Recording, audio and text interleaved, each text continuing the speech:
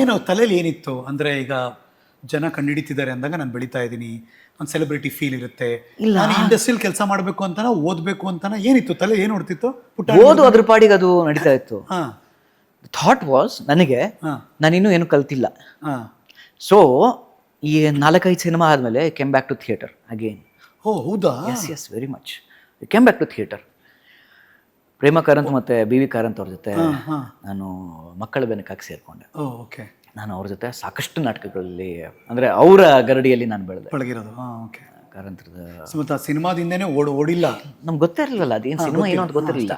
ಕರೆದ್ರು ಮುಗಿಸೋದು ವಾಪಸ್ ಬಂದ್ವಿ. ಅಬ್ಸಲ್ಯೂಟ್ಲಿ. ಅದಾದಮೇಲೆ I got back into my ಹಡಲ್.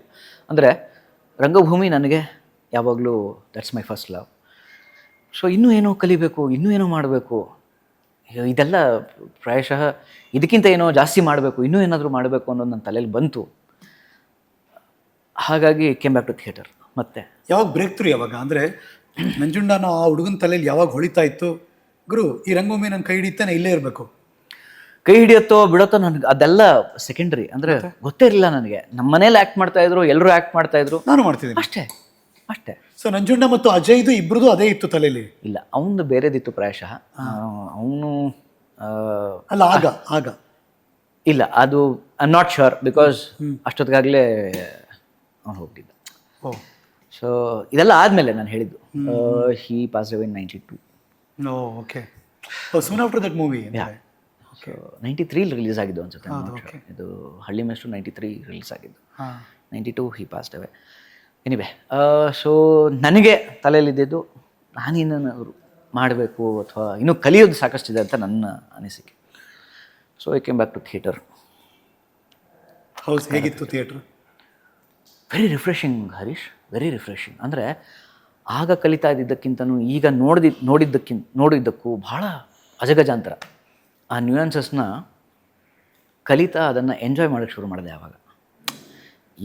ಇಷ್ಟು ವರ್ಷ ಅವರೇನೋ ಹೇಳ್ಕೊಟ್ರು ಮಾಡ್ತಾಯಿದ್ದೆ, ಖುಷಿ ಕೊಡ್ತಾಯಿತ್ತು, ಅದು ಒಂದು ಪಾರ್ಟ್. ಆದರೆ ಇಲ್ಲಿಗೆ ಬಂದ ಮೇಲೆ ಓಕೆ ಇದಿದು ಈ ನ್ಯೂಯಾನ್ಸಸ್ಸು, ಅಚ್ಚಾ ಓಕೆ ಇದು ಹೋಗಿ ಇದೆಲ್ಲ ಇರತ್ತಾ ಅನ್ನೋದು ಬಂದಿದ್ದು ತಲೆಗೆ ಆವಾಗ ನನಗೆ. So that was the moment I decided to ಇದನ್ನು ಕರಿಯರ್ ಮಾಡ್ಕೋಬೇಕು ಅಂತ ನನಗನ್ಸಿದ್ದಾವ. ನಾವು ನೋಡುಗರು, ಕರ್ನಾಟಕದ ಜನತೆ ದಟ್ ಮುಕ್ತ ನಂಜುಂಡ. ಕರೆಕ್ಟ್ ಅಲ್ವಾ? Correct. So what led to that ಅಂತ ನಾನು ಹೇಳ್ತೀನಿ ಕಥೆ. ಸೊ ಇಷ್ಟೆಲ್ಲ ಆಗ್ತಿತ್ತು, ಸ್ಕೂಲಲ್ಲಿದ್ದೆ, ಅದೆಲ್ಲ ಆಗ್ತಿತ್ತು ಆಲ್. ಸೊ ವಿಜಯ ಹೈಸ್ಕೂಲಲ್ಲೂ ಅಷ್ಟೇ I got tremendous support from the whole staff. K Chandrashekar Raya ಅವರು ಪ್ರಿನ್ಸಿಪಲ್ ಆಗಿದ್ದರು. ಆಮೇಲೆ ಸಾಕಷ್ಟು ಜನ, ಗಣೇಶ್ ಭಟ್ ಅಂತ ನಮಗೆ ಸಂಸ್ಕೃತ್ ಟೀಚರ್ ಆಗಿದ್ದರು. ಈಗಲೂ ಅವರು is in touch with me. ನಾನು ಭಾಳ ರೆಸ್ಪೆಕ್ಟಿಂದ ಅವರನ್ನು ಜಿ ಬಿ ಸರ್ ಅಂತ ಕರಿತೀನಿ. ಸಂಸ್ಕೃತ ನಂಗೆ ಏನಾದರೂ ಅಲ್ಪ ಸ್ವಲ್ಪ ಬಂದಿದ್ದರೆ, ನಾನು ಓದಿದ್ದು ಸಂಸ್ಕೃತ, ನಮ್ಮ ಮನೇಲೂ ಸಾಕಷ್ಟು ಸಂಸ್ಕೃತ ಇರ್ತಿದ್ರು, ಹಾಗಾಗಿ ಸಂಸ್ಕೃತ ಹಂಗೆ ಬಂತು. ಹಿಂದಿ ನನಗೆ ಫಸ್ಟ್ ಲ್ಯಾಂಗ್ವೇಜ್ ಆಗಿತ್ತು. ನಮ್ಮ ದೊಡ್ಡಮ್ಮ ವಾರಣಾಸಿಯಿಂದ ಬಂದವರು, ಹಾಗಾಗಿ ನನಗೆ Hindi, I am fluent in Hindi. Telugu, Tamil next later ಸ್ಟೇಜಸಲ್ಲಿ ಕಲ್ತಿದ್ದು.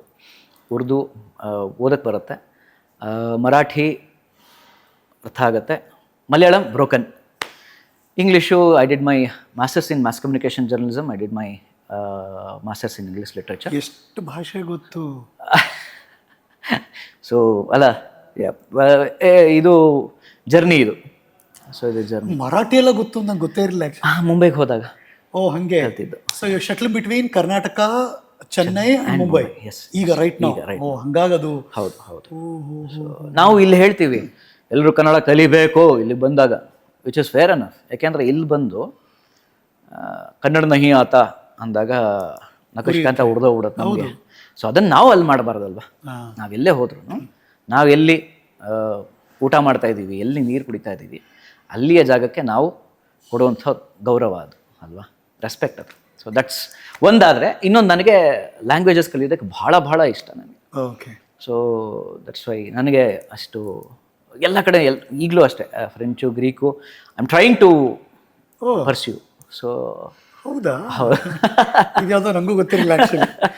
So I did my BA in music, APS college of arts and ಸೈನ್ಸಲ್ಲಿ ಓಕೆ. BA ಮ್ಯೂಸಿಕ್ ಮಾಡಿದೆ ನಾನು. ಡಿಗ್ರಿ ಇನ್ ಮ್ಯೂಸಿಕ್ ಮಾಡ್ಕೊಂಡು. ಸಂಗೀತದಲ್ಲೂ ಎಷ್ಟು ಪ್ರಬುದ್ಧತೆ ಇದೆ ಅಜಯ್, ಯಾರಿಗೂ ಗೊತ್ತಿಲ್ಲ ಇದು. ಇಲ್ಲ, ಯಾರಿಗೂ ಗೊತ್ತಿಲ್ಲ. Most of them don't know. ನಮ್ಮ ಅದೇ ಅಗೇನ್ ಶಾಂತಿ ಕ್ರಾಂತಿಲಿ ಒಂದು ಹಾಡಿದೆ, ಹುಟ್ಟೋದ್ಯಾಕೆ ಸಾಯೋದ್ಯಾಕೆ ಏನಾದರೂ ಸಾಧಿಸಿ ಹೋಗೋಕೆ. ಅದೇ that ಲಿಂಗರ್ಸ್ in my mind every time. Classically classic ನನಗೆ ಹಳೇದ ಎನಿಥಿಂಗ್ ಅಂದರೆ ಒಬ್ಬರೇ ಇರ್ತೀರಾ, ತುಂಬ ಕಾಡುತ್ತೆ, ತುಂಬ ಗುನುಗೋದು ಬಿಟ್ಕೊಡೋದೇ ಇರೋ ಥರ ಸುಮಾರಿದೆ ಹಾಡುಗಳ ಥರದ್ದು. One on priority. On priority ಇರಬೇಕು ಇರುವಂತೆ ತೊರೆದು ಸಾವಿರ ಚಿಂತೆ ಮಳೆ ಸುರಿಸಿ ಹಗುರಾದ ಮುಗಿಲಿನಂತೆ, ಅದೊಂದು. ಆಮೇಲೆ ನಮ್ಮ ದೇವರು ಹೊಸೆದ ಪ್ರೇಮದ ದಾರ, ಮುತ್ತಿನ ಹಾರ. ಆಬ್ಸಲ್ಯೂಟ್ಲಿ. So cult. ನನಗೆ ಆ ಸಿನಿಮಾ ಎಷ್ಟಿಷ್ಟ ಅಂದರೆ, ಓ ಗಾಡ್, ನಮ್ಮ ರಾಜೇಂದ್ರ ಸಿಂಗ್ ಬಾಬು ಅವ್ರಿಗೆ ಇಲ್ಲಿಂದಾನೆ ಸರ್, ಎಂತೆಂಥ ಅದ್ಭುತ ನಿರ್ದೇಶಕರುಗಳು, ಎಂತೆಂಥ ಅದ್ಭುತ ಕಲಾವಿದರುಗಳು ನಮ್ಮ ಕನ್ನಡ ಇಂಡಸ್ಟ್ರಿ ಕೊಟ್ಟಿದೆ. ನನಗೆ ಭಾಳ ಹೆಮ್ಮೆ ಕನ್ನಡ ಇಂಡಸ್ಟ್ರಿ ಬಗ್ಗೆ. ಓಹ್ crazy. So sorry, Muktha. Correct, yes. So BBL Jain Vidyalaya ಆಯಿತು, ವಿಜಯ ಹೈಸ್ಕೂಲ್ ಆಯಿತು. PUC ನಾನು ಜೈನ್ ಕಾಲೇಜಲ್ಲಿ ಓದಿದ್ದು, ವಿಪುರಂ ಜೈನ್ ಕಾಲೇಜ್. ಅಲ್ಲೇ ಪಕ್ಕದಲ್ಲೇ ನಿಮಗೆ ಇಫ್ ಯು ರಿಮೆಂಬರ್, ಅಲ್ಲಿ ಕೆಫೆಶ್ರೀ ಹೌಸ್ ಅಂತ ಇದೆ, ಈಗಲೂ ಇದೆ, ಅಲ್ಲಿ ಶೂಟ್ ಮಾಡ್ತಾರೆ. ಅಲ್ಲಿ ಮನ್ವಂತರ ಶೂಟಿಂಗ್ ಆಗ್ತಾ ಇತ್ತು. ಯಾವುದು? ಮನ್ವಂತರ. ಓಕೆ. TN ಸೀತಾರಾಮ್. ಕರೆಕ್ಟ್. ನಾನು I was studying first PU. ಸರಿ, ಹೋಗ್ತಾ ಬರ್ತಾ ನೋಡ್ತಾ ಇದ್ದೆ, ಶೂಟಿಂಗ್ ನೋಡ್ತಾ ಇದ್ದೆ. ಸರಿ, ಒನ್ ಫೈನ್ ಡೇ ನಮ್ಮ ಮೋಹನ್ ಜುನೇಜಾ ಅವರು ಅಲ್ಲಿ ಇದ್ರು, ಆ್ಯಕ್ಟ್ ಮಾಡ್ತಾಯಿದ್ರು. ನೆನೆಸ್ಕೊಂಬೋಣ, ಅವ್ರನ್ನ ಕಳ್ಕೊಂಬಿಟ್ಟಿದ್ದೆ. Great actor, great ಸೌಲ್ Mohan Juneja ಅವರು.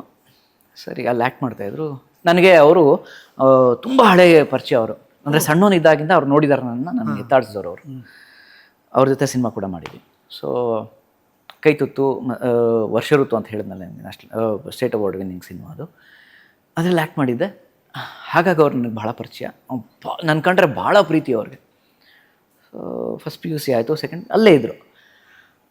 ಬಂದು ಮಾತಾಡಿದೆ, ಸರಿ ಶೂಟಿಂಗ್, ಬರೇ ಅಂತ ನನ್ನ ಪರಿಚಯ ಮಾಡಿಸಿದ್ರು TN ಸೀತಾರಾಮ್ ಅವರು. ಆಗ ಕಾಲೇಜ್ ಸೀನ್ ನಡೀತಾ ಇತ್ತು ಅಲ್ಲಿ ಮನ್ವಂತರದಲ್ಲಿ. ಯಾರು ಕಾಲೇಜ್ ಸೀನಲ್ಲಿ ಅಂದರೆ ನಮ್ಮ ಸುನಿಲ್ ರಾವ್, ನೆನಪಿರಲಿ ಪ್ರೇಮು, ಮತ್ತು ನಮ್ಮ ವಿವೇಕ್ ಬಿಡು ಅಂತ ಒಬ್ಬರು, 3 ಜನ ಕಾಲೇಜ್ ಸೀನ್ಸ್. ಮನ್ವಂತರ. ಸೊ ಅದರಲ್ಲಿ ಒಂದು ಕಾಲೇಜ್ ಸೀನ್ ಇತ್ತು. ನಾನು ಸುನಿಲ್ ರಾವ್ ಇಬ್ಬರು ಒಂದು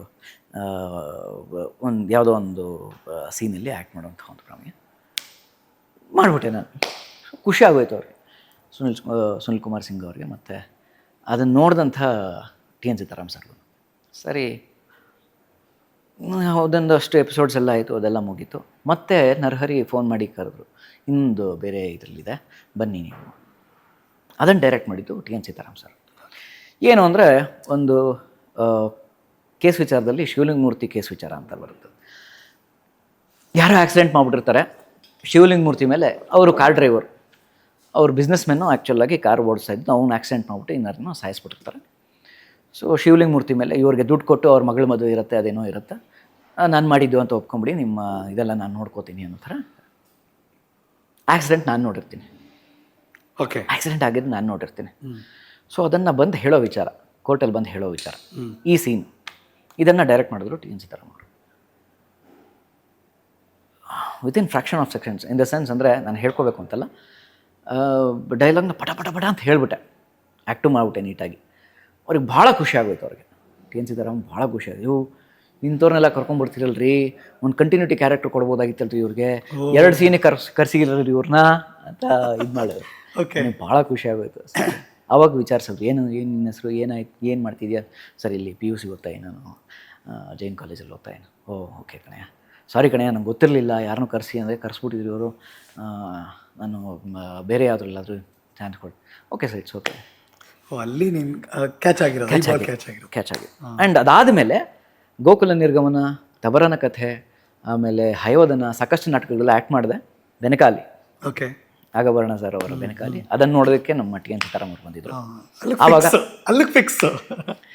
ಈ ಹುಡುಗ ಬೇಕು ನಮ್ಮ ಸೀರಿಯಲ್ಗೆ ಅಂತ. ಸೊ ಇದು ನನಗೆ ಗೊತ್ತಿರಲಿಲ್ಲ, ಈ ವಿಚಾರಗಳು ನನಗೆ ಗೊತ್ತಿರಲಿಲ್ಲ. ಸರಿ, ಒನ್ ಫೈನ್ ಡೇ ಇದೆಲ್ಲ ಆಯಿತು, ಮನಂತರ ಎಲ್ಲ ಮುಗೀತು. ನನಗೆ ಸ್ಟ್ರೈಕ್ ಆಗಿದ್ದು ಯಾವಾಗ ಅವ್ರ ಜೊತೆ ವರ್ಕ್ ಮಾಡಬೇಕು ಅಂದಿದ್ದು ಅಂದರೆ, ಈ ಶಿವಲಿಂಗಮೂರ್ತಿ ಕೇಸ್ ವಿಚಾರ 2 ಸೀನ್ ಏನೋ ಬರುತ್ತೆ.